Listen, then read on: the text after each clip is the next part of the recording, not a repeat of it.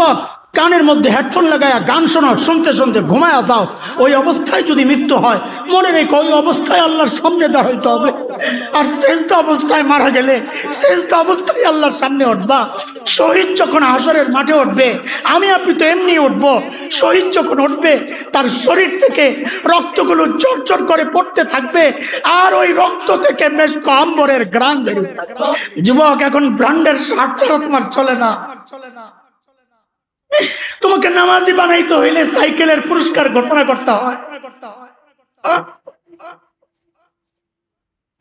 তোমাকে কোরআন শিখাইতে হইলে আমাদেরকে উৎসাহমূলক বয়ান করতে হয়। গানের মজমায় ডাক দেওয়া লাগে না, তুমি নিজে উৎসাহী হয়ে যাও। সব রকমের গানের খবর তোমার আছে, অবহেলিত আল্লাহর কালাম কোরআন শব্দ করে পড়তে পারো না, তোমার রুকু ঠিক নাই, সেজদা ঠিক নাই, তুমি মুসলমান।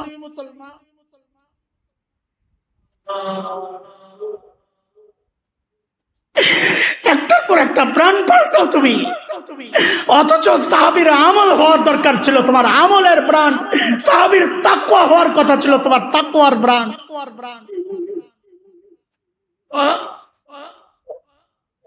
হাসরের মাঠে ওই সাহাবীর সামনে কেমনে দাঁড়াবো বলে? আল্লাহর হাবিবের সামনে আরে তুমি তো দাড়িও কাইটা ফেলছো, এই দাড়ি ছাড়া চেহারা নিয়া আল্লাহর হাবিবের সামনে কেমনে দাঁড়াবা? ও মা বোন যারা আমার কথা শুনছ, যে চেহারা দুনিয়ার সব মানুষকে দেখাও, ওই নাপাক চেহারা তুমি তোমার হাবিবকে কেমনে দেখাবা? সকালে এসে এমন এক ঘুম দিছি, ঘুম থেকে উঠে দেখি 2:30 বাজে। মনে মনে ভাবতেছি আমিও আসহাবে কাহাবের সদস্য হয়ে গেলাম কি না। এক ঘুমে দিন পার, এত ক্লান্ত শরীর। সেজন্য কথা লম্বা না, অল্প কথা। যে মাকসাদে ওরা আজকে এই অনুষ্ঠানটা করেছেন, আমাদের মাওলানা ইয়াহিয়া হাফিজাহুল্লাহ, দারুণ এক মাকসাদ।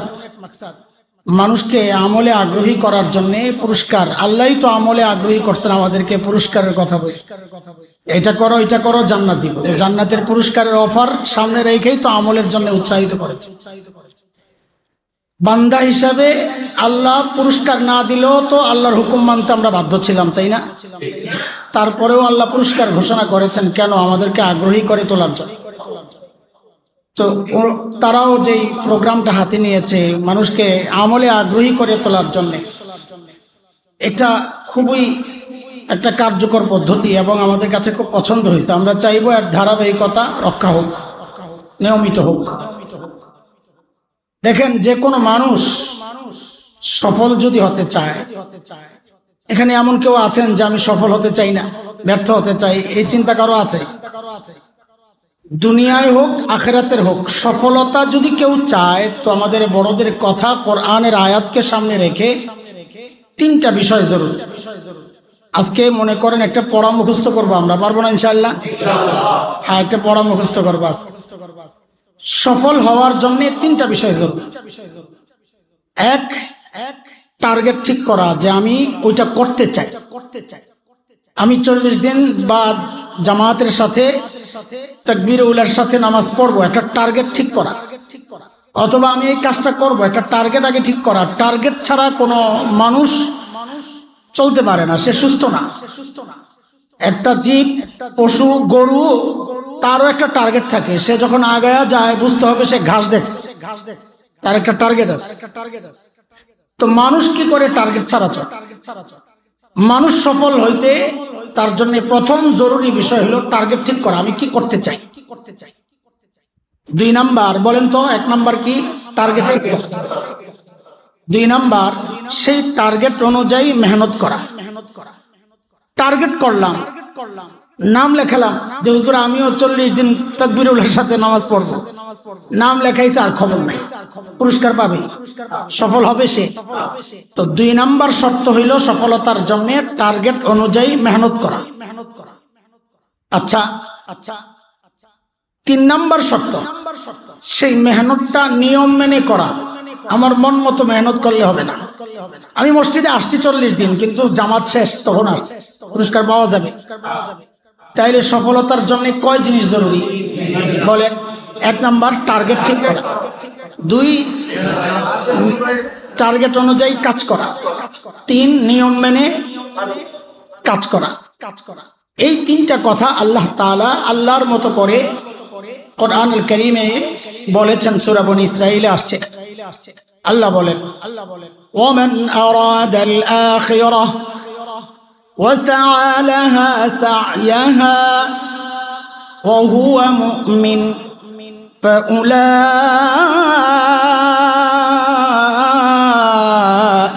কানা সা'য়ুহুম মাশকুরা।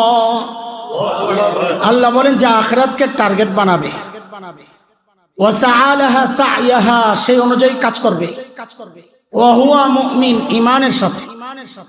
তো আল্লাহ বলেন এই 3 কাজ যে করবে, আমি আল্লাহ বলছি তার এই চেষ্টা প্রচেষ্টা আমি বিফলে যেতে দেব না, তাকে সফলতা দিয়েই দিব। আখিরাতে সফল হওয়ার জন্য ওই 3 কাজ জরুরি। টার্গেট ঠিক করা। টার্গেট আল্লাহ নির্ধারণ করেছেন, আমাদের সবার টার্গেট বানানো আখিরাত।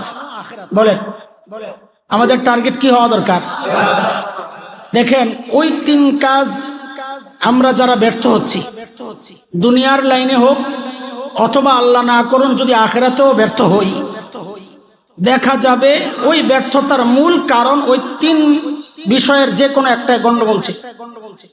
হয় আমাদের টার্গেটে ভুল ছিল, অথবা মেহনতের ভুল ছিল, অথবা নিয়মের ভুল ছিল। মৌলিকভাবে ওই 3টা কাজ আমরা করি তো নাই, বরং আমি সহ অধিকাংশ মানুষ মৌলিকভাবে আমরা প্রতিনিয়ত 3টা ভুল করে যাচ্ছি। আমি আগেই বলেছি আমি সহ। কাজে আমার কথাগুলো শোনার পর কারো ভেতর থেকে এই কথা না আসে, ও নিজে মনে হয় খুব ভালো, এখানে আমি 1 নাম্বার আসামি নিজেকে ধৈরেই কথাগুলো বলতেছি। তো বলে আপনি নিজে রোগী হইলে আবার আমাদের চিকিৎসার চিন্তা করতেছেন না। চিকিৎসা না, এটা হাকিমুল উম্মতের তরিকা। হাকিমুল উম্মত মুজাদ্দিদ মিল্লাত হযরত মাওলানা আশরাফ আলী থানভী রাহমাতুল্লাহি আলাইহি বলেন, আমি যখন আমার মধ্যে কোনো রোগ অনুভব করি তখন ওই বিষয়ে আমি বারবার আলোচনা করি, তো ওই রোগটা আমার থেকে দূর হয়ে যায় সহজ। আমরাও দেখেছি আলহামদুলিল্লাহ, নিজের সমস্যাগুলো নিয়ে আলোচনা করলে তো দেখছি ওই সমস্যায় দ্বিতীয়বার জড়াইতে ইতস্ত লাগে, যে এই কথা আমি বললাম আবার আমি এই কাজে জড়াইতেছি। তো ওই নিজের সংশোধনকে উদ্দেশ্য করেই কিছু কথা বলতে চাই, সাথে আমার মতো যদি কেউ রোগী থাকে তারও যেন উপকার হয়। মৌলিকভাবে আমি সহ দুনিয়ার প্রায় সব মানুষ 3টা ভুল আমরা প্রতিনিয়ত করে যাচ্ছি, যার কারণে সফলতা দুনিয়ায়ও আসছে না, হতে পারে আল্লাহ মাফ করুক আখিরাতেও আমরা ব্যর্থদের কাতারে উঠে যাব, আল্লাহ মাফ করুক। বলেন তো আবার মৌলিকভাবে কয়টা ভুল করি? আমি সহ প্রায় সবার কথা বলছি না, এখানে এমনও মানুষ আছেন আমার বিশ্বাস যারা এই ভুলগুলো করেন না। তা আপনারা থাকলে আমরা যারা রুগী আছি আমাদের সংশোধন সহজ হবে, আপনারা চলে গেলে আমাদের মনোযোগ নষ্ট হবে।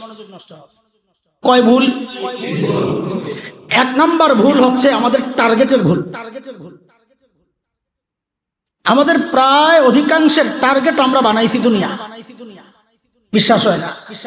আপনি পরীক্ষা করে দেখেন, সেই প্রত্যন্ত গ্রামের একজন বুড়ি সকালবেলা ঘুম থেকে উঠে এই বাড়িতে যায় ওই বাড়িতে যায়, ওই ঘরে কি যেন তালাশ করছে।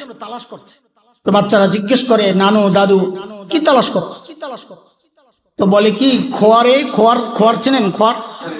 খোয়ারে মুরগি ছিল 20টা, রাতে ঢুকাইছি, সকালে দেখি আছে 19টা, আর একটা মুরগি দেখি না। তো 1 মুরগি পায় না, সারা বাড়ি ঘুরা অস্থির।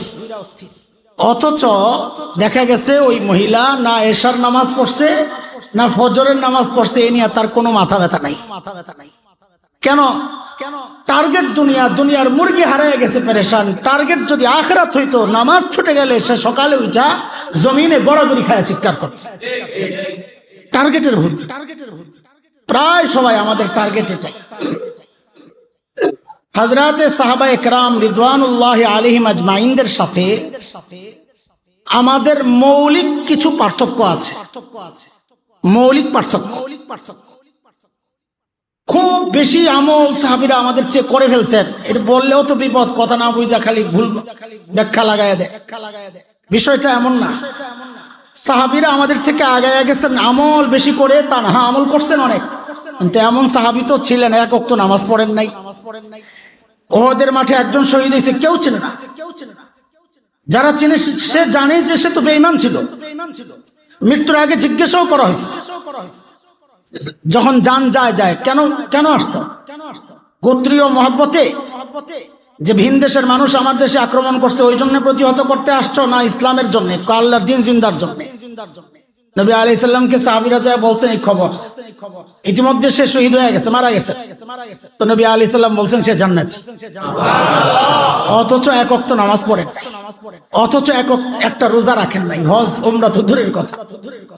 সাহাবীদের সাথে আমাদের মৌলিক কিছু পার্থক্য ছিল। এর মধ্যে একটা পার্থক্য আপনাদেরকে বুঝানোর জন্য একটা উদাহরণ দেই আপনাদের। ছোটবেলায় আমরা খেলাধুলা করছি, মুরব্বীরা বলেন, আপনারা আগে বলেন খেলছেন না? আরে আপনারা বললেন আমার একটু শরমটা যায়, আমিও তো খেলছি। খেলছেন না?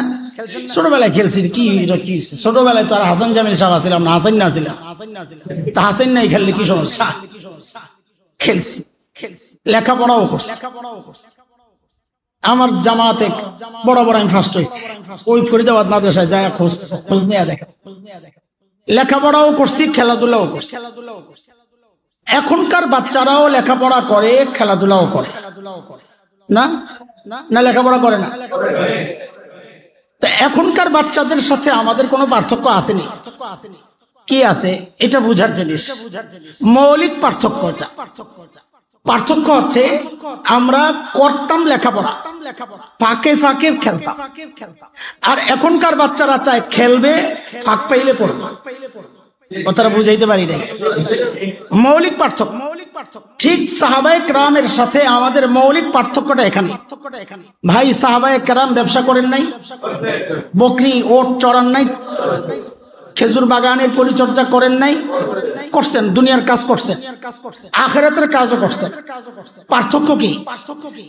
পার্থক্য আছে আমাদের সাথে আমরাও দুনিয়ার কাজ করি, আখিরাতের কাজও করতেছি, এই যে করতেছি। তো পার্থক্য কি? পার্থক্য হলো সাহাবায়ে কেরাম করতেন আখিরাতের কাজ, ফাঁকে ফাঁকে করতেন দুনিয়ার কাজ, আর আমরা করি দুনিয়ার কাজ, ফাঁকে ফাঁকে করি আখিরাতের কাজ। বুঝে আসছেনি কথা? কেন? আমাদের টার্গেট দুনিয়া, এই জন্য দুনিয়া আগে। দুনিয়ার সাইরা যদি সময় থাকে নামাজ, হ্যাঁ দুনিয়া টার্গেট না হইলে মানুষ বলতো না আমি ব্যস্ত, পরে বলবো। নামাজ রে বলতো পরে পরে। যদি আখিরাত টার্গেট হতো সে বলতো আমি নামাজ পড়বো কাজ পড়ে। কথা বলেন? এগুলো আমাদের মৌলিক পার্থক্য, মৌলিক সমস্যা। তো যাই হোক, আমাদের মৌলিক সমস্যার একটা আমরা ঠিক করলাম যে আমাদের প্রায় সবার টার্গেট আমরা কি বানাইছি। আমি এই জায়গায় আর কথা লম্বা করতে চাচ্ছি না, সামনে একটু কথা বলার ইচ্ছা। 2 নম্বর মৌলিক ভুল। দেখেন নবী আলাইহিস সালাম দুনিয়ায় আসার আগে যত দার্শনিক দুনিয়ায় ছিল, প্রাচীন দর্শন, গ্রিক দর্শন, রোমান দর্শন, পারস্য, মিশরি, ইরাকি, ব্যাবিলন, যত প্রাচীন দর্শন ছিল, সমস্ত দার্শনিকদের বক্তব্য ছিল মানুষকে নিয়ন্ত্রণ করে তার ব্রেন। ব্রেন নিয়ন্ত্রণ করে মানুষকে, যার কারণে সবাই ব্রেনকে শক্তিশালী করার জন্য মেহনত করত। সর্বপ্রথম সারা দুনিয়ার দার্শনিকদের বিরুদ্ধে দাঁড়ায়া আমাদের নবী মুহাম্মদুর রাসূলুল্লাহ সাল্লাল্লাহু আলাইহি ওয়াসাল্লাম ঘোষণা দিলেন, না, মানুষকে তার ব্রেন নিয়ন্ত্রণ করে না, মানুষকে নিয়ন্ত্রণ করে তার হার্ট, কলব। আলা ওয়া ইন্না ফিল জাসাদি মুদগাহ ইযা সালুহাত সালুহাল জাসাদু কুল্লুহু ওয়া ইযা ফাসাদাত ফাসাদাল জাসাদু কুল্লুহু আলা ওয়া হিয়াল কলব। নবী বললেন, মানুষের শরীরের মধ্যে একটা গোশতের টুকরা আছে, ওইটা যদি ঠিক হয়ে যায় সারা বডি ঠিক হয়ে যাবে, আর ওইটা নষ্ট হয়ে গেলে সারা বডি শেষ। সেই গোশতের টুকরার নাম হচ্ছে কলব। কলব মানে নবী বলতে চাচ্ছেন মানুষকে নিয়ন্ত্রণ করে তার হার্ট, তার কলব। দেখেন ছোট্ট করে সিরাতের প্রোগ্রাম তো, ছোট্ট করে একটা ছোট্ট সুন্দর কথা শোনাই দিয়ে আপনাদের। নবী আলাইহিস সালামকে আল্লাহ তাআলা অনেক মর্যাদা দিয়েছেন না? আমার ভাই বললেন না? মহব্বত কম করতেন তাই না? হ্যাঁ, অনেক করতেন। আচ্ছা, আমরা আমাদের মেয়েদেরকে যেই মহব্বত করি, আল্লাহর নবীকে আল্লাহ তার চেয়ে কম করতেন না বেশি করতেন? তুলনা চলে? এখানে এমন কোন বাবা আছেন যে মেয়েকে বিয়ে দিবেন ভাঙ্গাচোরা ঘরে? আছে? ঘর বাড়ি নাই? আছে? দেখেন একটা বিষয় আপনাদেরকে আগে পেস লাগাই, তারপরে জবাব দিব। আমার নবীকে আল্লাহ বানানোর সময় যা দিছেন, আমি লিস্ট আপনাদের সামনে পেশ করলে রাত শেষ হবে। যা দিছেন দুনিয়ার সব বিষয় থেকে যা দিছেন সারাটাই দিছেন। কথাটা বুঝেন নাকি? চুল দিছেন তো সারা দুনিয়ার সেরা শ্রেষ্ঠ সুন্দর চুল দিছেন। চোখ দিছেন, সবচেয়ে সুন্দর চোখ দিছেন। হ্যাঁ, নবীর জীবনী যে হাদিসগুলোতে আছে, শরীরের বিবরণ যে হাদিসগুলোতে আছে ওগুলো পড়বেন। শামায়েল বলে, এমনকি ঘাম দিছেন, ঘাম। আমার আপনার ঘামের দুর্গন্ধে ধারে কাছে কেউ বসতে পারে? আর আমার নবীর ঘাম সাহাবায়ে কেরাম সংগ্রহ করতে। কেন? এরকম প্রোগ্রাম হইলে লাগাই দিত, পুরা প্রোগ্রাম সুঘ্রাণী মৌমৌ করতে। এত সুন্দর ছিলেন সাহাবায়ে কেরাম, ঘরের আশেপাশে ঘুরঘুর করত। তো বারবার দেখে কি জন্য আসছো, কিছু জিজ্ঞেস করবা? না ইয়া রাসূলুল্লাহ, কিছু জিজ্ঞেস করবা। তো একদিন দুই দিন আপনার ঘরের পাশে যদি দেখেন, একদিন দুই দিন তিন দিন কেউ খামাখাই ঘুরে, আপনার বিরক্ত লাগবে না? কৌতূহল জাগবে না? যে মানুষটা কিচ্ছু জিজ্ঞেস করে না তো ঘুরে কেন, দাঁড়ায় আছে কেন? তো জিজ্ঞেস করেন নবী, আরে কিচ্ছু জিজ্ঞেস না করলে তো দাঁড়ায় থাকো, কি বিষয়? কি আল্লাহ বলে, ইয়া রাসূলুল্লাহ, কিছু জিজ্ঞেস করার জন্য আসি না, ঘর থেকে বের হই ওই নিয়তে কখন আপনি বের হবেন একটু দেখার জন্য। কারণটা কি? কারণ হইলো এটা আমার নবীর চেহারার অলৌকিকতা, মুআজিজা। আজকে যেই মানুষটা দেখছেন যে সুরতে, কালকে এসে দেখেন যে আগের দিনের চেয়ে সুন্দর লাগতেছে, পরের দিন এসে দেখেন আরো সুন্দর লাগতেছে। আচ্ছা, এই মানুষটা পরের দিন না দেখে থাকে কেমনে বলে? সেই জন্যই তো নবী যখন চলে গেছেন, এক সাহাবী বাগানে যায়, খেজুর বাগান, কানতেছেন আর বলতেছেন, ও আল্লাহ, যে চোখ দিয়ে নবীরা দেখবো না ওই চোখ চাই না, তুমি উঠায় লয়ে যাও চোখ।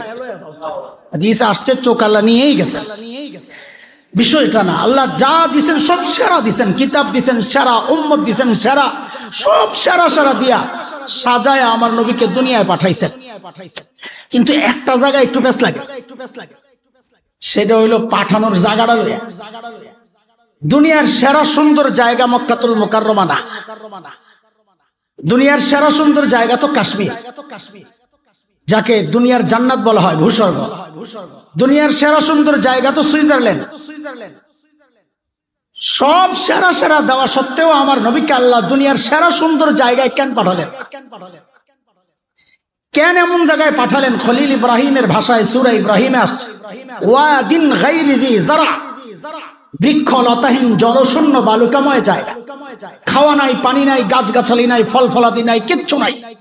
পাহাড়, তাও এই যে আমাদের তরুলতা হয় এমন পাহাড় না, ফসল হয় এমন পাহাড় না, পাথর আর পাথর, বালুকাময়, আশপাশ মরুভূমি, এমন অনুর্বর জায়গায় আল্লাহ তাআলা আমার নবীকে কেন পাঠালেন? সুন্দর জায়গায় কেন পাঠালেন না? প্রশ্ন জাগে কি জাগে না? বলে জাগে। সুবহানাল্লাহ। এই কথায় ঢুকলে তো অনেক দূর চলে যেতে হবে আমাকে। আমি সংক্ষেপে এই জায়গা থেকে আবার জায়গা চলে যাবো, বের হয়ে যাবো আগের জায়গায় ইনশাআল্লাহ। সেটা হলো আমার নবী হচ্ছেন একমাত্র বিশ্ব নবী। বলেন তো আমার সাথে শব্দটা, সারা দুনিয়ার নবী। সোজা কথা, সারা দুনিয়া। অন্য সমস্ত নবীকে আল্লাহ পাঠাইছেন কোন নির্দিষ্ট অঞ্চলের জন্য। তিনটা বিষয়, অঞ্চল নির্ধারিত, কওম নির্ধারিত, টাইম নির্ধারিত। আমার নবীকে আল্লাহ পাঠাইছেন অঞ্চল নির্ধারিত না, টাইম নির্ধারিত না, কওম নির্ধারিত না, সারা দুনিয়ার জন্য পাঠাইছেন। যেহেতু সারা দুনিয়ার জন্য পাঠাইছেন, এই জন্য পাঠানোর ক্ষেত্রে আল্লাহ চিন্তা করছেন নবীকে এমন জায়গায় পাঠাবেন যেটা সারা দুনিয়ার মাঝখানে। দেখেন জাজিরাতুল আরব। কথা অনেক গভীরে চলে গেলেন, মনোযোগ না হলে বুঝবেন না। আমার নবীকে আল্লাহ যে অঞ্চলটায় পাঠাইছেন সেই অঞ্চলটাকে আরবিতে বলে জাজিরাতুল আরব। সৌদি আরব, আরব আমিরাত, কাতার, কুয়েত, বাহরাইন, এগুলা নিয়ে যে ভূখণ্ডটা, একদিকে লোহিত সাগর পশ্চিমে আফ্রিকাকে আলাদা করছে আরব থেকে, আর এদিক দিয়ে আমাদের দিক থেকে আছে পারস্য উপসাগর, ওমান উপসাগর, আরব উপসাগর, ভারত মহাসাগর। এই তিন দিকে পানি সৌদি আরবের বা জাজিরাতুল আরবের তিন দিকে পানি। একদিক জর্ডান, ইরাক, ওদিক দিয়ে ভূমির সাথে লাগানো। তাহলে খালি কয় দিক? তিন দিক পানি। পানি পানি কয় দিক? জমিনের সাথে লাগা কয় দিক? ঠিক মানুষের দেহের মধ্যে যে হার্ট আছে, কলব, ওই দেহের হার্টের অবস্থানটাও কিন্তু ওইরকম, তিন দিক শূন্য, একদিকে জয়েন্ট। এই জন্য ভূবিজ্ঞানীরা ওই জাজিরাতুল আরবের নাম দিয়েছে জিওগ্রাফিক হার্ট, বিশ্ব মানচিত্রের হার্ট। এটা আল্লাহ তাআলা আমার নবীকে কই পাঠাইছেন? হার্টে পাঠাইছেন। কেন? ওই যে নবীর হাদিস, হার্ট যদি ঠিক হয়ে যায় বডি ঠিক। আল্লাহ যেন পাঠাইয়া হার্টে, যা আপনি হার্টে মেহনত করেন, জাজিরাতুল আরবে মেহনত করেন, হার্ট বডি যদি ঠিক হয়ে যায় গোটা দুনিয়ার বডি ঠিক হয়ে যাবে। এর এক চরম বাস্তবতা হচ্ছে আজকের জাজিরাতুল আরব নষ্ট হয়ে গেছে, তাদের শাসকরা, তাদের ইমান, আমল, আকীদা নষ্ট হয়ে গেছে। সারা দুনিয়ার মুসলমানদের করুণ অবস্থা। আমি তো চ্যালেঞ্জ করে বলি, এখনো যদি হার্টের মুসলমান ঠিক হয়ে যায় গোটা দুনিয়ার বডি ঠিক হয়ে যায়। তো ওই কথা ছিল, এক জায়গায় গেছি আরেক জায়গায়। হার্ট যদি ঠিক হয় বডি ঠিক, এটা বুঝাইতে চাইছিলাম। সমস্ত দার্শনিকদের বক্তব্য ছিল মানুষকে নিয়ন্ত্রণ করে তার ব্রেন। আমার নবী ঘোষণা দিলেন না, ব্রেন না, মানুষকে নিয়ন্ত্রণ করে তার হার্ট। হার্ট যদি ঠিক হয় তো ব্রেনও ঠিক মতো কাজ করে। হার্ট যদি ঠিক হয় হাত পাও ঠিক মতো কাজ করে, সব ঠিক মতো কাজ করে। এই জায়গায় আমাদের আরেকটা মৌলিক ভুল, প্রায় সবাই নবীর কথা বিশ্বাস না কইরা, দার্শনিকদের কথা বিশ্বাস কইরা আমরা হার্ট শক্তিশালী করার জন্য মেহনত চালাইতেছি, কলব ঠিক করার জন্য কারো কোনো পেরেশানি নাই। বডিতে অসুস্থ হয়, রোগ ঠিক করার জন্য হসপিটালে দৌড়াই, প্রত্যেকে কলবের রোগী হয়ে গেছি। কলব ঠিক করার জন্য হক্কানি ওলামাদের কাছে দৌড়াই না। নিজের সন্তানের স্কিল ডেভেলপমেন্টের নামে তাকে কম্পিউটার শেখাই, গান শেখাই, ডান্স শেখাই, মারামারি শেখাই, সব শেখাই, কিন্তু তার দিল ঠিক আছে কিনা পরীক্ষার জন্য ওলামাদের কাছে নিয়ে যাই না। এটা হচ্ছে আমাদের প্রায় সবার একটা মৌলিক সমস্যা, যার কারণে লেখাপড়া উন্নত তো হচ্ছে, আমাদের ছেলেরা আগের চেয়ে এখন অনেক বেশি লেখাপড়া করে, কিন্তু দেখা যায় পত্রিকাওয়ালাদের রিপোর্ট, এটা আমার বলা না, মৌলবীর কথা না, উচ্চ শিক্ষার হার যত বাড়ছে সন্তানের সাথে বাবা মার দূরত্ব তত বাড়ছে। কথা কি ঠিক? কেন ঠিক? কারণ হার্টে মেহনত হয় নাই। লেখাপড়া করছে কি হয়েছে? সে শয়তানি আরো বেশি শিখছে। শয়তানের হার্ট ঠিক ছিল না, লেখাপড়া কম ছিল না, বলেন না? আমাদের চেয়ে ছোট আলেম ছিল না বড় আলেম? শয়তানের কাছে আমরা কিছুই না, শয়তানের এলেমের কাছে কিছুই না। নবীরে ধোকা দিয়ে লাইছে তো এই বেটা কত বড় আলেম। আলেম যখন শয়তান হয় তো শয়তানি হয়। আলেমদের সাথে যে শয়তান লাগে, আমাদের মুরব্বীদের কথা, আলেমদের সাথে যে শয়তান লাগে ওই শয়তানও আলিমই হয়। আলেম ছাড়া আলেমদের ধোকা দিতে পারবো না। হার্টের সমস্যা আজকের দুনিয়ায় দেখেন, ব্রেন, এই প্রযুক্তি। আচ্ছা, ছোট্ট একটা উদাহরণ বলেন আপনারা। 20 বছর আগে বাংলাদেশে অপরাধ প্রবণতা কম ছিল না বেশি ছিল? কম ছিল। অপরাধ দমনের যে ব্যবস্থা, পুলিশ, র্যাব, এটা ওইটা, এটা কম ছিল না বেশি ছিল? দেখছেন, প্রযুক্তি যদি মানুষকে অপরাধ থেকে দমাইতে পারত তাহলে উল্টা হওয়ার কথা। প্রযুক্তি উন্নত হচ্ছে, সিসি ক্যামেরা, বিভিন্ন ডিভাইস, এইটা ওইটা, বাহিনী সংখ্যা, প্রযুক্তি উন্নত হচ্ছে, অপরাধ তো দমার কথা বলে। এটাই তো আমরা বুঝাই। এই প্রযুক্তি দিয়ে অপরাধ দমন হয় না, অপরাধ দমন হয় একটাই রাস্তা, যদি কলব ঠিক হয় আর ওই কলবে যদি আল্লাহর ভয় ঢুকে। এটার দুইটা প্রমাণ দিব আপনাদের। কথা বললাম যে লম্বা হবে না, কিন্তু হয়ে যাইতেছে, আপনারা বিরক্ত না হইলেই হয়। আমগো তো ভাই অভ্যাস এটা, ওষুধ বেচতে বসলে ব্যাস চলতে থাকে, আর কাহিনী আর মনে থাকে না। আমি দুইটা প্রমাণ দিই আপনাদেরকে, একটা হচ্ছে কোরআন থেকে আর একটা হচ্ছে সমাজ বাস্তবতায়। হযরত আদম আলাইহিস সালামের দুই ছেলে ছিল, বলেন নাম কি? হাবিল কাবিল, না আসলে নাম তো জানেন। একজন আরেকজনকে মারছে, বলেন কে কারে মারছে? ভাই আর মানি এটা না, আমি জানি না, আপনাদের থেকে জানতে চাচ্ছি, বললে এটা চর্চা হয়, মাথায় থাকে। বলেন কে কাকে মারছে? কাবিল হাবিলকে মারছে। কেন মারছে, কি কাহিনী, আমি সেই দিকে যাচ্ছি না। কোরআনে আল্লাহ তাআলা, কোরআনে আল্লাহ তাআলা ওই ঘটনাটাকে এইভাবে উল্লেখ করছেন। আমি বলি আয়াতগুলো সূরা মায়েদায় আসছে। আল্লাহ বলেন, ওয়াতলু আলাইহিম নাবা ইবনাই আদম বিল হক إذ قربا قربانا فتقبل من أحدهما ولم يتقبل من الآخر قال لأقتلنك قال إنما يتقبل الله من المتقين لئن بسطت إلي يدك لتقتلني ما أنا بباسط يدي إليك لأقتلك إني أخاف الله رب العالمين। দুই ভাই মারামারি লেগা, মানে একটা বিষয় নিয়ে দুইজনের মুখোমুখি অবস্থায়। তো দুনিয়ার সব জালেমদের একটা চরিত্রগত মিল আছে, সেটা হলো তারা নিয়মের মধ্যে যদি জিততে না পারে তখন পেশি শক্তি দেখায়, দিনের ভোট রাত্রে করে লায়। সব জালেমের নিয়ম কিন্তু এটা। কাবিল যখন হেরে গেছে, এখন কাবিল কি কয়? লা আক্তুলান্নাক, তোরে মেরেলাম। তো জবাবে হাবিল কি বলে? খেয়াল করেন, লাইম বাসাত্তা ইলাইয়া ইয়াদাকা লিতাকতুলানি, ভাই আমাকে হত্যার জন্য যদি তুমি আমার দিকে হাত বাড়াও, মা আনা বিবাসিতি ইয়াদিয়া ইলাইকা লিয়াকতুলাক, আমি কিন্তু তোমাকে হত্যার জন্য আমার হাত তোমার দিকে বাড়াবো না। এই অপরাধ আমি করতে চাই না। কেন চাই না? হাবিল এই কথা বলেছিল যে আমি যদি হত্যা করি আমারে র‍্যাব নিয়া ক্রসফায়ার দিবে, পুলিশ রিমান্ডে দিবে, সিসি ক্যামেরা লাগানো আমাদের বাবা দেখে ফেলবে। এগুলা বলছে? একটাও বলে নাই। বরং এই অপরাধ থেকে হাবিল যে বিরত ছিল, কারণ কি বলছে হাবিল? হাবিল কারণ হিসাবে বলছে ইন্নী আখাফুল্লাহ রাব্বুল আলামিন, আমি রব্বুল আলামিন ভয় পাই। যে রব্বুল আলামিন ভয় পায় সে অপরাধ করতে পারে না। কি বোঝা গেল? বোঝা গেল এই প্রযুক্তি মানুষকে অপরাধ থেকে রুখে না। অপরাধ থেকে রুখার রাস্তা একটাই, সেটা হচ্ছে মানুষের অন্তরে আল্লাহর ভয় ঢুকায়া দেওয়া, কলবকে ঠিক করা। এই স্কিল ডেভেলপমেন্টের নামে যা চলছে এগুলো দিয়ে কোনোদিন শান্তি আসবে না। যদি আসতো তা আপনাদেরকে আরেকটা প্রমাণ শোনাই। ধর্ষণ একটা ভালো কাজ না নোংরা কাজ?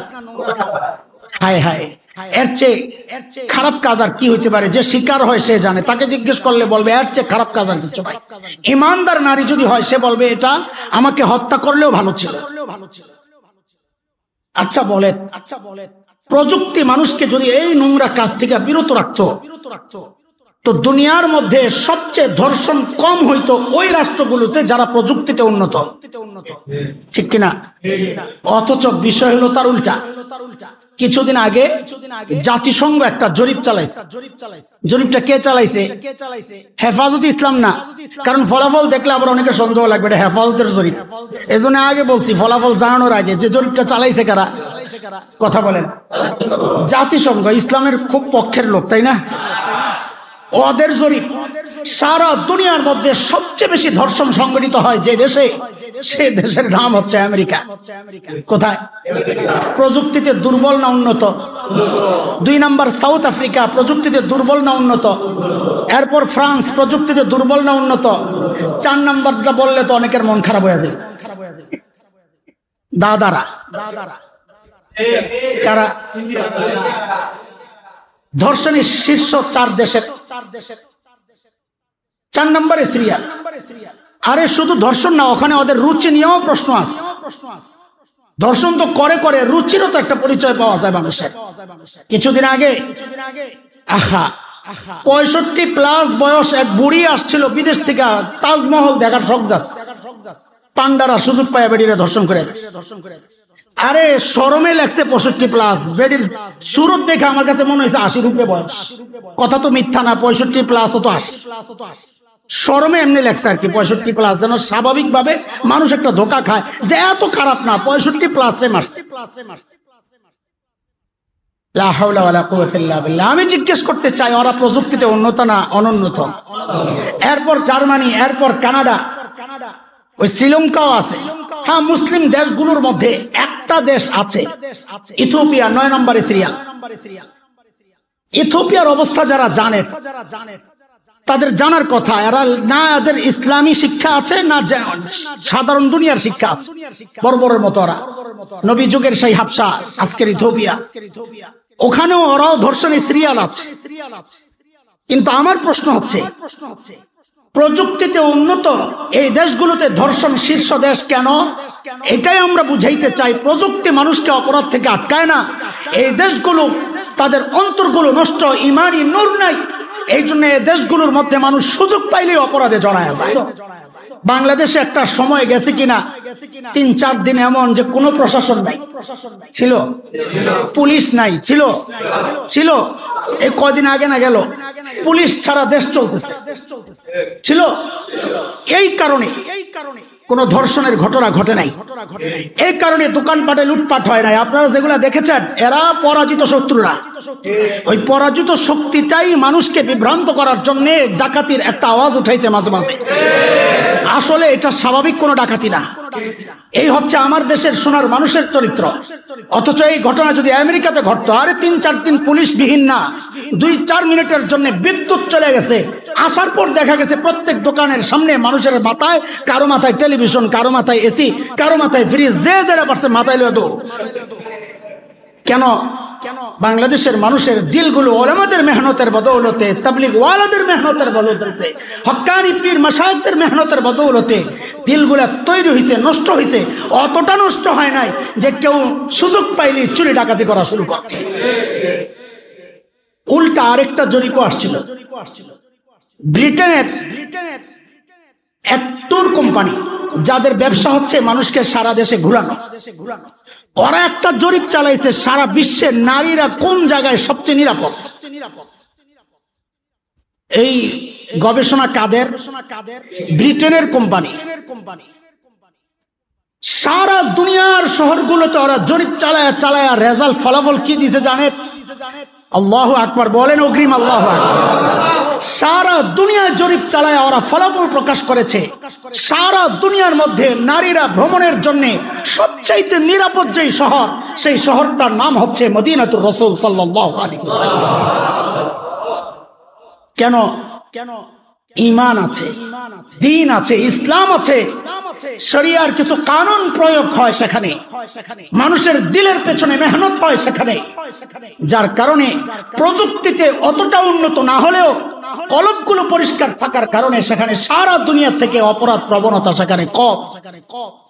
এই ভুলটাই চলবে, এই ভুলটাই আমি সহ প্রায় সবাই করে যাচ্ছি। সেটা হচ্ছে আত্মার মেহনত বাদ দিয়া ব্রেনের মেহনত চলছে। যোগ্যতা বাড়াও, এইটা করো, এই লেখাপড়া, অমুক ইউনিভার্সিটি, আবার বিদেশ যাও, ওই দেশে যাও। হায়, ছেলেপেলেদের লেখাপড়াই শেষ হয় না। বুড়া ইউনিভার্সিটির শিক্ষক স্যারের ছুটিতে আছে, কই ডক্টরেট করতেছে আরেক দেশে যায়, লেখাপড়া শেষ। অথচ ওই স্যার আল্লাহ খোদার কোন ডর ভয় তার দিলের মধ্যে নাই। মুখে কথাটা বলার একটু সুযোগ করে দিলে যেন ডাস্টবিনের মুখটা খোলা হয়েছে, দুর্গন্ধ ছড়। কেন এটা? কারণ দিলের মধ্যে মেহনত হয় নাই। এটা আমাদের মৌলিক আরেকটা ভুল। সব জায়গায় মেহনত হয়, মেহনত হয় না শুধু দিলে। বলেন মৌলিক ভুল কয়টা বলছি? 1 নম্বর মৌলিক ভুল কিসের? টার্গেটের ভুল। টার্গেট বানানোর কথা আখিরাত প্রায় সবাই বানাইছি। 2 নম্বর মৌলিক ভুল, মেহনত করার দরকার, কলবে মেহনত চলতেছে। বুঝে আসতেছে আমার কথা? কঠিন হয়ে যেতেছে বেশি। আল্লাহ সহজ করে দেন, আমারও আপনাদেরকেও বুঝা সহজ করে দেন। 3 নম্বর মৌলিক ভুল, আমি সহ সবাই এর মধ্যে। আমাকে দেখতেছেন আপনারা? আমার টুপিটা লাল না কালা দেখতেছেন? দাড়ির কালার কি কন্ত বিপদে পড়ে যাবে না? এবার কালা নাই, ভুল তো করবি আমি জানি, এর লেগে তুমি মিক্সড ভ্যারাইটিস ভেজিটেবল। তো আপনাদের চোখ তো ঠিক আছে, আমার চোখও ঠিক আছে আলহামদুলিল্লাহ। দূরেরটা তো স্পষ্টই দেখি, কাছে একটু ডিস্টার্ব হয়। আমি আপনি আপনার আপনার আমার আমরা প্রত্যেকের বাহ্যিকটা দেখতেছি। আচ্ছা, আজকে আমি কি কি আমল করছি আপনাদের জানা আছে? আমার মনে এখন কি ঘুরতেছে ওটা তো জানেন, আপনাদেরটা আমি জানি। আরে কি কর না এখন, বহু পিসাব আছে মুড়িদের দিলে কি ঘুরে এটা জানে। দরজা দিয়ে ঢুকলেই কয় বউ তালাক দিয়ে আইসস না, মুড়ির তো অবাক হয়ে যায় এটা কেমনে কইলো। আসলে ওই বাইরে এন্ট্রি করে আইছে, কেন দেখা করতেছেন হুজুরের লাগে? ভাই বউ তালাক দিয়েছে, একটু সমাধান দরকার। ও হ্যাঁ, হুজুরে জানায় দেয় যে আইতাছে আসামি বউ তালাক দিয়া, ঢুকার সাথে বউ তালাক দিয়ে আইসো আমার কাছে। মুড়ির তো কয় সুবহানাল্লাহ, এমনি যাই পেট দেখেই তো এর শান্তি। আবার যখন হুজুর এই কথা কয়া দিছে, মুড়ির কয় সুবহানাল্লাহ, এই পিসাব তো জানতেন পিসাব। দিলের খবর জানেন কে? আল্লাহ। এটা আমাদের আরেকটা মৌলিক সমস্যা। খেয়াল করে, আল্লাহ রাসূল সাল্লাল্লাহু আলাইহি ওয়াসাল্লাম বলেন, ইন্নাল্লাহা লা ইয়ানজুরু ইলা সুওয়ারিকুম ওয়া ইলা আমওয়ালিকুম ওয়ালাকিন ইয়ানজুরু ইলা কুলুবিকুম ওয়া আমালিকুম। আল্লাহ তাআলা তোমাদের বাহ্যিক সূরত দেখেন না, কার চেহারা কত সুন্দর, কার পোশাক কত সুন্দর, আল্লাহ ওইটা দেখেন না। আল্লাহ দেখেন কার কলব কত পরিষ্কার, কার আমল কত সুন্দর, আল্লাহ দেখেন ওইটা। আমাদের আরেকটা মৌলিক সমস্যা হচ্ছে, মানুষ যা দেখে সেই বাহ্যিক সাজাইতে আমরা প্রায় সবাই ব্যস্ত, আল্লাহ যা দেখেন সেই আমল আর কলব সাজাইতে আমরা প্রায় সবাই ব্যর্থ। কথাটা বুঝাইতে পারি নাই? কলব দেখেন কে? পরিষ্কার করার কথা ছিল ওইটাই। আমল দেখেন কে? মেহনত করার কথা ছিল ওইখানে। কিন্তু আমি সহ প্রায় সবাই যেই বাহ্যিকটা মানুষ দেখে ওইটা সাজাইতে সবাই ব্যস্ত। আপনি চিন্তা করেন, আজকে চেহারাটা পরিষ্কার করার জন্য কয়বার ধুইছেন, অথচ কলবটা পরিষ্কার করার জন্য কয়বার চোখের পানি ফেলাইছেন? বলেন বলেন বলেন। হ্যাঁ, আমি বললাম আমি সহ প্রায় সবাই এই ঝামেলায় জড়ায় আস। অথচ আল্লাহ তাকায় আছেন ওই কলবের দিকে। অথচ আমার চেহারা ধুইতে যত কষ্ট, কলব ধুইতে এত কষ্ট ছিল? চেহারা ধুইতে কতগুলো পানি লাগছে, জামাটা ধুইতে সাবান লাগছে, কত প্রক্রিয়াজাত করতে হয়েছে, শেষ মুহূর্তে এটারে ডলাডলিও করতে হয়েছে, এরপর আমার গায়ে জড়াইতে হয়েছে। অথচ কলবটা পরিষ্কার করার জন্য এক ফোঁটা চোখের পানি দরকার ছিল, ওইটা আমি করতে পারি নাই। অথচ আল্লাহ তাকায় আছেন ওই কলবের দিকে। এটা আমি সহ প্রায় অধিকাংশ মানুষের আরেকটা মৌলিক সমস্যা, আল্লাহ যা দেখেন সেটা সাজাইতে আমরা ব্যস্ত না, মানুষ যা দেখেন সবাই ওইটা সাজাইতেই ব্যস্ত। এখানেই হযরতে সাহাবায়ে কেরাম রিদওয়ানুল্লাহি আলাইহিম আজমাইনদের সাথে আমাদের আরেকটা মৌলিক পার্থক্যের জায়গা। আমি একটা ছোট্ট উদাহরণ দিই আপনাদেরকে। আল্লাহর নবীর এক সাহাবী ছিলেন হযরত মুসআব ইবনে উমাইর রাদিয়াল্লাহু আনহু। নাম শুনছেন নি আপনারা? আহারে পোড়া কপাল। ভারতের অধিনায়ক কে, এর আগে কে ছিল, তার আগে কে ছিল, পোলাবেন সব জানে। আগামীতে কে হইতে পারে তাও জানে। কার লগে কার প্রীত আছে, কার লগে কার ব্রেকআপ হইছে, কে কারে ছাইরা দিছে হেডিও জানে। কিন্তু নবীর সাহাবীর কথা বললে হা করে তাকায় থাকে। পোড়া কপাল, যাদের রক্তের পিচ্ছিল রাস্তা দিয়ে ঈমান পাইছ তাদেরকে না চেনা আমাদের জন্য একটা বড় দুর্ভাগ্যের কথা। বলেন সাহাবীর নাম কি বলছি? মুসআব ইবনে উমাইর রাদিয়াল্লাহু আনহু। বলেন আবার ইসলাম পূর্ব অবস্থাটা আগে শুনে। মুসআব ছিলেন চেহারার দিক থেকে খুবই সুন্দর। কত সুন্দর! একটা ছোট্ট সূত্র বলি সুন্দর হওয়ার। আল্লাহর নবী সাল্লাল্লাহু আলাইহি সাল্লামের চেহারা কত সুন্দর ছিল, এর চেয়ে সুন্দর আল্লাহ কাউরে বানান নাই। সোজা কথা। হ্যাঁ, হযরত কবি হাসান ইবনে সাবিত সাহাবী কবি নবীর চেহারার দিকে তাকায়া তাকায়া কবিতা লেখছে। ওয়া আহসানু মিনকা লাম তারা কত্তু আইনি ওয়া আজমালু মিনকা লাম তালিদিন নিসা। আল্লাহ, ওগো হাবিব, আপনার চেয়ে সুন্দর এই চোখ কাউরে কোনোদিন দেখে নাই, আপনার চেয়ে সুন্দর কোন মা কাউকে জন্ম দেন নাই। এত সুন্দর ছিলেন আমার নবী। 12 জন আরবের চেহারা নবী আলাইহিস সালামের চেহারার সাথে কিছুটা মিলত। কয়জন? যেমন নবীর চাচাতো ভাই হযরত আলীর ভাই হযরত জাফর আত-তাইয়ার রাদিয়াল্লাহু আনহু, জাফর ইবনে আবি তালিব, তার চেহারা নবীর চেহারার সাথে মিলত। ওই 12 জনের মধ্যে একজন ছিলেন হযরত মুসআব ইবনে উমাইর, যার চেহারা নবীর চেহারার সাথে কিছুটা মিলত। মুসআব কতটা সুন্দর ছিলেন বুঝার জন্য এইটাই যথেষ্ট, তার চেহারা নবীর চেহারার সাথে মিল। আমরা কেউ খুব সুন্দর হলে কি বলি? নায়ক চেহারা বলি না, নায়কের মধ্যে। তার মানে নায়কের চেহারার সাথে কেউ মিলাটাই প্রমাণ করে তার চেহারা সুন্দর। তো সব নায়ক যার সৌন্দর্যের সামনে ফিকে কিচ্ছুই না, সেই মহানায়ক মুহাম্মদ রাসূলুল্লাহ সাল্লাল্লাহু আলাইহি ওয়াসাল্লামের চেহারার সাথে যার চেহারা মিলতো, তার সৌন্দর্যের বর্ণনা দেওয়া কি আমার পক্ষে সম্ভব? মানুষকে সুন্দর দেখায় 3টা মৌলিক কারণ থাকে। এক, চেহারা সুন্দর, কাপড় চোপড় যাই পরুক না ভালো লাগে। 2, রুচি সুন্দর, চেহারা বেশি ভালো না কিন্তু ম্যাচ করে এত সুন্দর পোশাক পরে দেখতে সুন্দর লাগে, পরিপাটি থাকে। 3, ধনী মানুষ দামি দামি কাপড় চোপড় পরে সুন্দর লাগে। হযরত মুসআবের মধ্যে 3টার সমন্বয় ছিল, চেহারাও সুন্দর, রুচিও ছিল উন্নত, আবার মানুষও ছিলেন ধনী বাবা মায়ের একমাত্র সন্তান। তো খুব পরিপাটি করে থাকে। পুরা আরবের যাকে বলা হতো ফাতা Mecca, hero of Mecca, model, মক্কার পুরুষদের মডেল, সবচেয়ে সুন্দর পোশাকে, স্টাইলিশ পোশাকে যে নিজেকে সাজায় রাখতেন তিনি হচ্ছেন আল্লাহর নবীর সাহাবী হযরত মুসআব ইবনে উমাইর রাদিয়াল্লাহু আনহু। এটা ছিল ইসলামের পূর্বের কথা।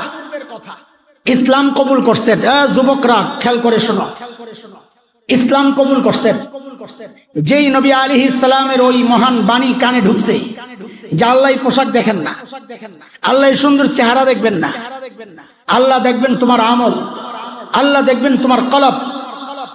এখন তো দিল পাল্টায় গেছে, এখন আর ওই পোশাকের কোনো চিন্তা নাই, এখন নিজেকে ওই সাজায় গুছায় রাখার কোনো পেরেশানি নাই, এখন আর পরিপাটি থাকার কোনো ইচ্ছা মুসআবের মধ্যে নাই।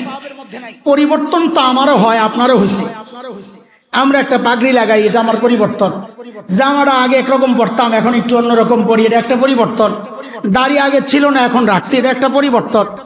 কিন্তু মুসআবের পরিবর্তনটা দেখেন, যেই নবীর কথা শুনছেন যা আল্লাহ এগুলা দেখেন না, তখন তার কাছে এই পোশাকের সৌন্দর্য কতটা অপ্রয়োজনীয় হয়ে গেছে। এটার ছোট্ট একটা উদাহরণ শোনাই আপনাদেরকে। উহুদের যুদ্ধ, কঠিন এক লড়াই। আপনারা জানেন কয়জন মুসলমান শহীদ হয়েছে? আরে উহুদে কয়জন শহীদ হয়েছে? 70 জন। সুবহানাল্লাহ। এর আগ পর্যন্ত মুসলমান এত লাশ একসাথে কোনোদিন দেখে নাই। বদরের মতো এমন কঠিন যুদ্ধ শহীদ হয়েছে মাত্র 14 জন। কয়জন? 8 জন আনসার সাহাবী, 6 জন মুহাজির সাহাবী, মাত্র 14 জন। সেখানে উহুদের মাঠে 70টা লাশ পড়ে আছে। শুধু তাই না, অধিকাংশ সাহাবী ক্ষতবিক্ষত। শুধু তাই না, প্রিয় হাবিব সাল্লাল্লাহু আলাইহি ওয়াসাল্লাম ক্ষতবিক্ষত।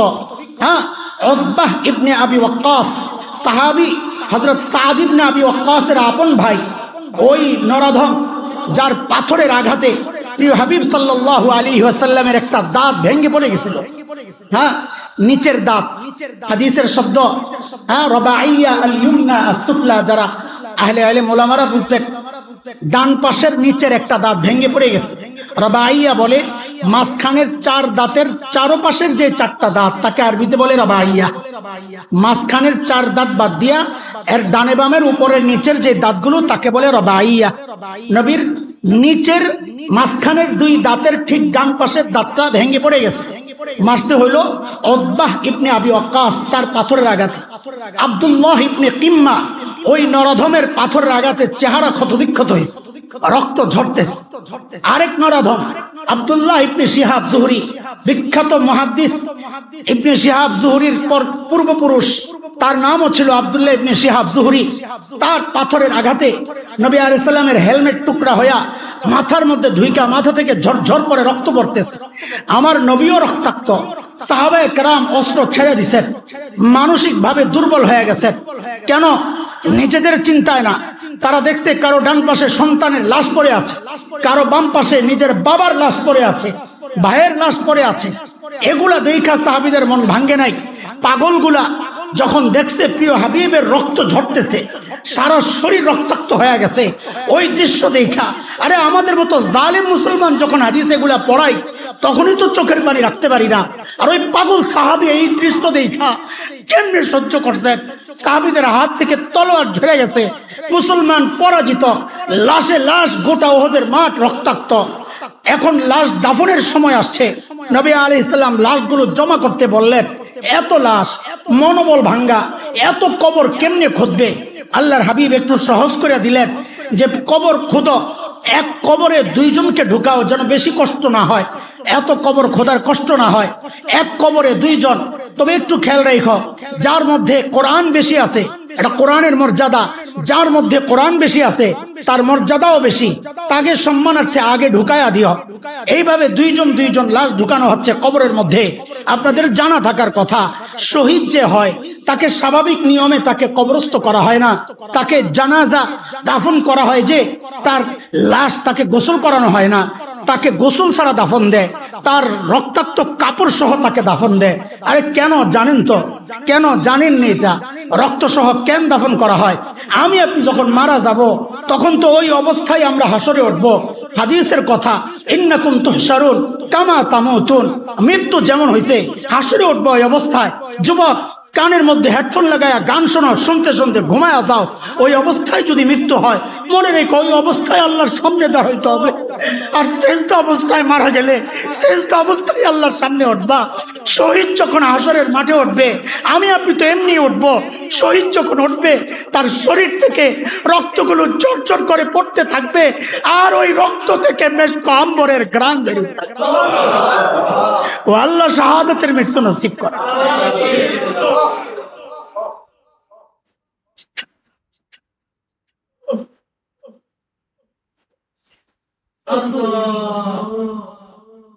আল্লাহ শাহাদাতের মৃত্যু নসিব করে। লাশ আনা হচ্ছে, হযরত মুসাবকেও এখন দাফন করতে হবে। হায় মুসাব, হিরো অফ মক্কা, মনে আসেনি কথা?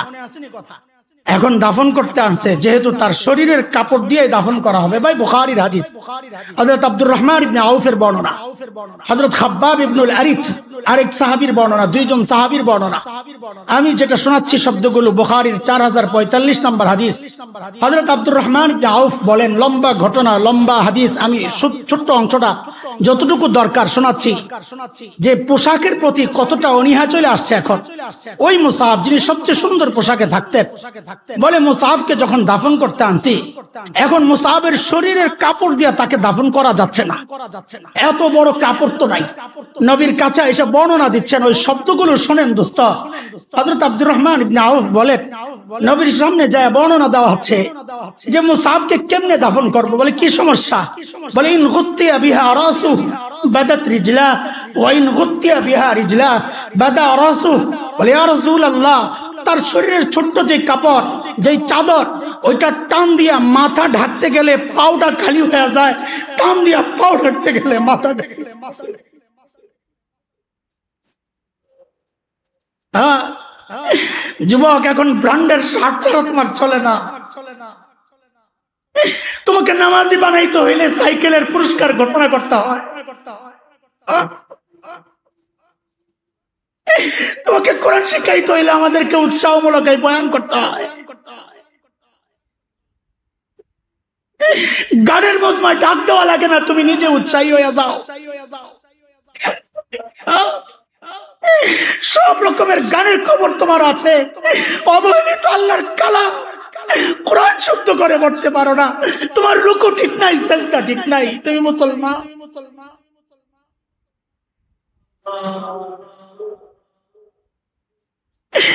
একটার পর একটা প্রাণ পাল্টাও তুমি। অথচ সাহাবীর আমল হওয়ার দরকার ছিল, তোমার আমলের প্রাণ।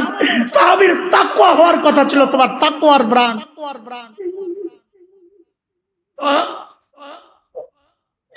হাসরের মাঠে ওই সাহাবীর সামনে কেমনে দাঁড়াবো বলে? আল্লাহর হাবিবের সামনে আরে তুমি তো দাড়িও কাইটা ফেলছো, এই দাড়ি ছাড়া চেহারা নিয়া আল্লাহর হাবিবের সামনে কেমনে দাঁড়াবা? ও মা বোন যারা আমার কথা শুনছ, যে চেহারা দুনিয়ার সব মানুষকে দেখাও, ওই নাপাক চেহারা তুমি তোমার হাবিবকে কেমনে দেখাবা? বলো বলো। আল্লাহর হাবিব বললেন, কাপড়টা দিয়া মুসাবের মাথাটা ঢাইকা দাও। আরবের এক রকমের ঘাস আছে, ইস্কির বলে, বলে ওই ঘাস দিয়া মুসাবের পাওগুলা ঢাইকা দাও। কেন? কারণ ঈমান আনার পর ওই ভুল আর করেন নাই যে কাপড়ে মেহনত করলে লাভ নাই, কারণ আল্লাহ তো কাপড় দেখেন না। চেহারায় মেহনত করে লাভ নাই, চুলের স্টাইলে মেহনত করে লাভ নাই, কারণ আমার রব তো এগুলা দেখেন না। নবী বলেন, রব তো দেখেন তোমার আমল, রব তো দেখেন তোমার কলব। মেহনত দরকার কলবে, মেহনত দরকার আমলে। বলেন আজকে কতবার জুতাটা ধুইছেন? আরে একটা জুতার সেই মূল্য আমার কাছে, আমার কলবের সেই মূল্য নাই। আজকে কতবার জুতাটা ধুইছেন আর কতবার কলবটারে একটু চোখের পানি দিয়ে ধুইছেন? বলেন না।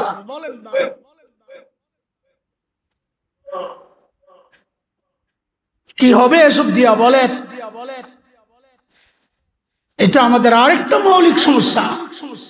মেহনত করার দরকার কলবে, যা আল্লাহ দেখেন। মেহনত করার দরকার আমলে, যা আল্লাহ দেখেন। তা না কইরা আমি মেহনত করতেছি আমার চেহারায়, মেহনত করতেছি আমার ফ্যাশনে, মেহনত করতেছি আমার পোশাকে, মেহনত করতেছি আমার বাড়িতে, ঘরে, গাড়িতে। যেগুলো মানুষ দেখে, মানুষ মাখলুক যা দেখে তা সুন্দর করতেছি, খালিক যা দেখেন তা সুন্দরের কারো মাথা ব্যথা নাই।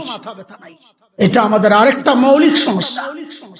এসব মৌলিক সমস্যাগুলো দূর কইরা এক নম্বর সমস্যা ছিল টার্গেট বানাইছি কি? বলেন তো, বলেন না। দুনিয়া টার্গেট বানাবো। এই মৌলিক সমস্যা যদি দূর করতে পারি, ইনশাআল্লাহ সাহাবাওয়ালা জিন্দেগি আমাদের আইসা যাবে। ইনশাআল্লাহ যে কোনো কাজ করব, যে কোনো কথা বলবো, নিজের টার্গেট আখিরাত কেমনে বানাবো, রাস্তা সোজা। আপনাদেরকে বলে দেই, রাস্তা সোজা। যে কোনো কাজ করব, করার সময় শুধু একবার চিন্তা করব, এই কাজে আমার আখিরাত তো নষ্ট হচ্ছে না। বাস বুঝা গেল, আমি টার্গেট বানাইছি আখিরাত। যে কোনো কথা বলবো, বলার সময় শুধু একবার চিন্তা করব, এই বলার দ্বারা আমার আখিরাত নষ্ট হচ্ছে না তো। এই চিন্তাটা খালি যদি মাথায় ঢুকাইতে পারেন দোস্ত, তো বোঝা যাবে আমার টার্গেট আমি আখিরাত বানাইছি। বলে কি কি চিন্তা? কাজ কথার সময় খালি চিন্তা করব, এর দ্বারা আমার আখিরাত নষ্ট হচ্ছে না তো। পারবো না ইনশাআল্লাহ। যে কোনো কাজ করার সময় খালি চিন্তা করব, আমার আখিরাত নষ্ট হচ্ছে না তো। যে কোনো কথা বলার সময় চিন্তা করব, আমার আখিরাত নষ্ট হচ্ছে না তো। পারবো না ইনশাআল্লাহ। বলেন না, পারবো না ইনশাআল্লাহ। বাস তাইলে বোঝা যাবে আমি টার্গেট ঠিক করে ফেলছি। আলহামদুলিল্লাহ, আমি নবী আল্লাহ তাআলার ওই কথা উপযুক্ত হয়ে গেছি। বল তুসিরুনাল হায়াতাদ দুনিয়া ওয়াল আখিরাতু খায়রুম ওয়া আবকা। যারা আল্লাহ নিন্দা করতেছেন, যারা আখিরাতকে প্রাধান্য না দিয়া যেটা ধ্বংস তাকে প্রাধান্য দিছে, তাদের নিন্দা করতেছেন আল্লাহ তাআলা। আমরা যেন ওই দলে অন্তর্ভুক্ত না হই। নবী আলাইহিস সালাম বলেছেন, কুনু মিন আবনাইল আখিরা ওয়া লা তাকুনু মিন আবনাইদ দুনিয়া ফাআসিরু মা ইয়াবকা আলা মা ইয়াফনা। দুনিয়া ওয়ালা হয়ো না, আখিরাত ওয়ালা হও। যেটা ধ্বংস হয়ে যাবে ওইটার উপর যেটা চিরকাল থাকবে ওইটাকে প্রাধান্য দাও। এটা খুব সহজ কাজ, সহজ রাস্তা। সেটা হলো যে কোনো কাজ করার সময় খালি একবার ভাববো যে আমার আখিরাত নষ্ট হচ্ছে না। যে কোনো কথা বলার সময় খালি একবার ভাববো আমার আখিরাত নষ্ট হচ্ছে না। দেখবেন ইনশাআল্লাহ আমার দুনিয়াও সহি হয়ে যাবে। আমার দুনিয়াও ঠিক হয়ে যাবে ইনশাআল্লাহ। যার আখিরাত ঠিক তার দুনিয়াও ঠিক। এটা মনে রাখেন, যার আখিরাত ঠিক তার দুনিয়াও ঠিক। যার আখিরাত নষ্ট, আপনি যায়া দেখেন তার ঘরেও শান্তি নাই। যায়া দেখেন আপনি, যার আখিরাত নষ্ট, যে আল্লাহর হক আদায় করে না, যায়া দেখেন সে বিবির হক আদায় করে না। যে নবীর হক আদায় করে না, যায়া দেখেন তার সন্তানের হক সে আদায় করে না। যা আল্লাহ রসুলের হক আদায় করে, যা আখিরাতের হক আদায় করে, খবর নিয়ে দেখেন সে তার দুনিয়ার হক আদায় করে। খবর নিয়ে দেখেন, এই জন্য আমরা আখিরাত ঠিক করবো ইনশাআল্লাহ তাআলা। 2 নাম্বার আমাদের মৌলিক ভুল, আমরা মেহনত চালাইতেছি ব্রেনে, মেহনত বেশি করব কোথায়? কলবে কলবে কলবে কলবে ডাক্তারদের কাছে বারবার যাব, ঘন ঘন আসা যাওয়া করবো হক্কানি ওলামাদের কাছে, পারবো না ইনশাআল্লাহ। 4 নাম্বার মেহনত হবে আমলে, মেহনত হবে কলবে। পোশাকের মেহনত এত করব না, এত চিন্তাগুলা নিয়ে করব না, তো দেখা যাবে ইনশাআল্লাহ আল্লাহর ওয়াদা অনুযায়ী আমরা সফল হয়েই যাব ইনশাআল্লাহ তাআলা। শেষ কথা, এই যে আজকে একটা ছেলে পুরস্কার পাইলো, এটা ধারাবাহিক ভাবে চলুক, এটা আমরা চাই না ইনশাআল্লাহ, উৎসাহিত করার জন্য এই কথা বলতেছি। তো আগামীতে এটা চালু থাকবে, আমাকে মাওলানা ইয়াহিয়া জানাইছেন চালু থাকবে। ও ভাই, আপনাকে তো ইমাম সাহেব, আপনাকে সামনে তো সাহেব টাহেব এগুলা বলা দরকার ছিল, কিন্তু আমরা তো সন্তানের মতো, ছোট ভাইয়ের মতো আমরা মনে করি, এই জন্য ওইভাবে বলতেছি, এটা কিছু মনে করেন না। আপনাদের ইমাম সাহেব বড় হুজুর, আমরা তো ছোট ভাই, আপনাদের সামনে ওইভাবেই বলা দরকার ছিল। হযরত মাওলানা আমাদের ওই যে মুফতি রাফি বিন মনির, আমাদের রাফি, ও এক মসজিদে নামাজ পড়াইতো বনানী ওদিকে। একবার আমি গেছি, ও দৌড়ে এসে জুতা নিছে। আমি কার তুমি জুতা নিছো, আমারও তো পাবলিক মারো, কারণ হ্যাঁ তো মসজিদের খতিব সাহেব, এরা তো আর জানে না যে আমি তার উস্তাদ। হ্যাঁ, আপনারা তো জানেন না, এই জন্য বলতেছি যে আপনাদের ইমাম সাহেব, খতিব সাহেব আমাদের অত্যন্ত স্নেহের ভাই বা সন্তানের মতো, এই জন্য ওইভাবে বলতেছি। তো হযরত মাওলানা ইয়াহিয়া সাহেব আসেননি, ইয়াহিয়া সাহেব তো সাহেব শুনলে খুশি হয়ে যাবে।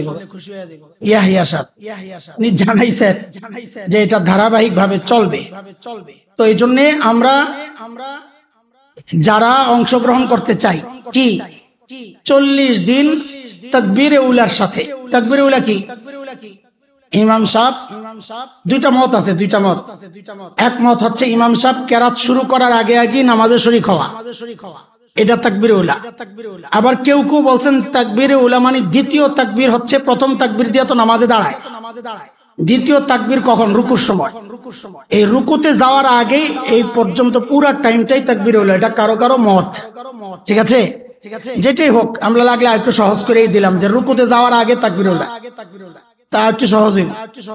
এই তাকবীরে উলার সাথে 5 ওয়াক্ত নামাজ 40 দিন একাধারে যারা পড়বে মসজিদে জামাতের সাথে, ইনশাআল্লাহ ওই পুরস্কারটাও চালু থাকবে। তো যারা অংশগ্রহণ করতে চায় তারা নাম লেখায় নেবে, কারণ হিসাব শুরু হয়ে যাবে তো আমল নামা, এই জন্য আমরা নিজ নিজ উদ্যোগে নাম লেখায়া দিব, ঠিক আছে ইনশাআল্লাহ? যুবকরা ইনশাআল্লাহ একটা টার্গেট করো। আরে সাইকেল টার্গেট না, সাইকেল হলো দুনিয়ার স্বীকৃতি, আসল টার্গেট তো জান্নাত ইনশাআল্লাহ তাআলা, ঠিক আছে না ইনশাআল্লাহ?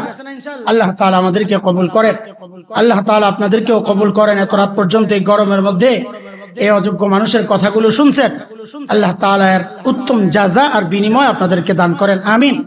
এই মসজিদটাকে আল্লাহ তাআলা, ওই যে পাশে মানুষের শরীর শুদ্ধ করার মেহনত চলে, এই মসজিদটাকে আল্লাহ তাআলা কলব পরিশুদ্ধের মেহনতের জায়গা হিসাবে কবুল করেন, আমিন। আমাদের আপনজন, আমাদের ভাই মুফতি ইয়াহিয়া সাহেব হাফিজাহুল্লাহ, আল্লাহ তাআলা তাকেও এই মেহনতের জন্য কবুল করেন, আমিন। ওয়া আখিরু দাওয়ানা আলহামদুলিল্লাহি রাব্বিল আলামিন। আর কিছু আসেনি কথা? সুবহানাল্লাহি ওয়া বিহামদিহি, সুবহানাকাল্লাহুম্মা বিহামদিক, আশহাদু আল লা ইলাহা ইল্লা আনতা আস্তাগফিরুকা ওয়া আতুবু ইলাইক। দুরূদ শরীফ পড়ি আমরা।